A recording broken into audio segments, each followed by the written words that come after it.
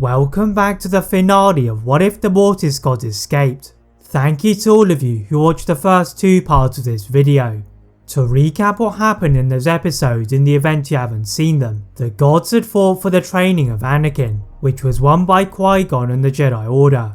The son was forced to change his plans by allying with Darth Sidious, and having captured a group of young Force sensitives from Deveron, Yoda is given a quest by the Force to find the father and the dagger of Mortis. Yoda conceded himself to the Force as he descended through the atmosphere, and when he awoke, he found himself surrounded by colourful foliage, all of which embodied the Force.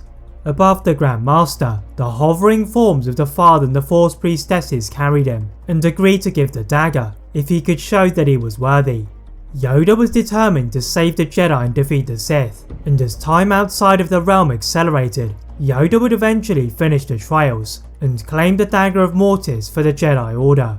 Once he found himself back in his starfighter, Yoda tried to use the transmission code to contact the Jedi Council, but he found that it had been changed, and the Grand Master now felt that the galaxy was now at war.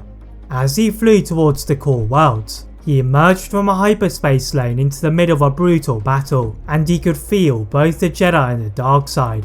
The voice of Admiral Yularen suddenly intruded his thoughts as he ordered for the ship to leave Republic airspace, but the Grand Master calmly revealed that he had arrived to talk to Anakin Skywalker.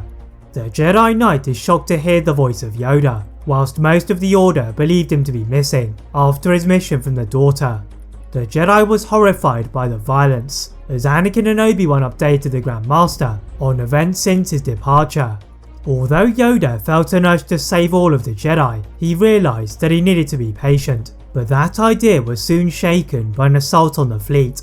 The son had discovered that Yoda now wielded the dagger of Mortis, and the Grand Master knew that he had to get away from the conflict.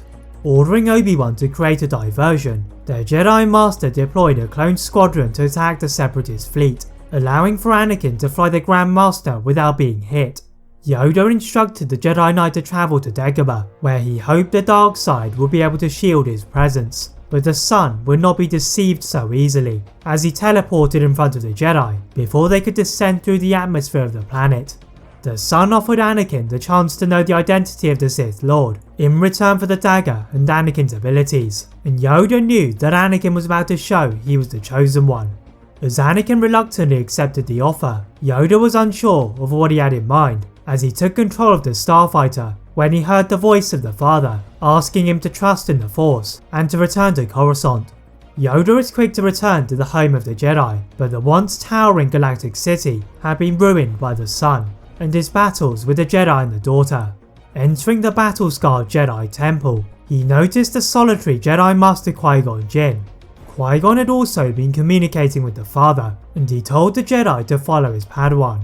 With the aid of the Grand Master, the two Jedi intensify their Force senses and find an enormous darkness emanating from one of the standing buildings. The Jedi did not hesitate to jump into the closest speeders, then dash off to the Republic Executive Building when they felt a rumbling occurring beneath their feet. The ground was starting to divide into multiple segments, and from one of the windows of the building, the sun's dark side energy was bursting through the surface of the planet. Yoda and Qui-Gon battled through the darkness until they were at the same level as the Chancellor's office, where they saw the most startling sight. Anakin had just betrayed the son by killing him with the dagger of Mortis, and was ordering the Chancellor to bow before him. Yoda could feel the darkness of the sun now imbued within Anakin, and he urgently summoned the daughter through the Force. The floating form of the daughter rapidly surged into action as she resisted the attacks of Anakin, but soon realised that she was facing the son again. Moving in between Anakin and Sidious, the daughter sacrificed herself as the blue blade of Anakin went through her torso, as well as that of the Chancellor, returning Anakin to the light. The Jedi Knight had showed that he was indeed the chosen one, but the father returned to Mortis, now reduced to a life in solitude. That is it for What If the Mortis Gods Escaped. If you enjoyed this What If, please like this video, turn on the notification bell, click that subscribe button on this channel, as well as on my other channel What If Films. And as always, leave a comment on what if you'd all like to see next, and how I can improve my videos. Thank you all very much for watching, and see you next time.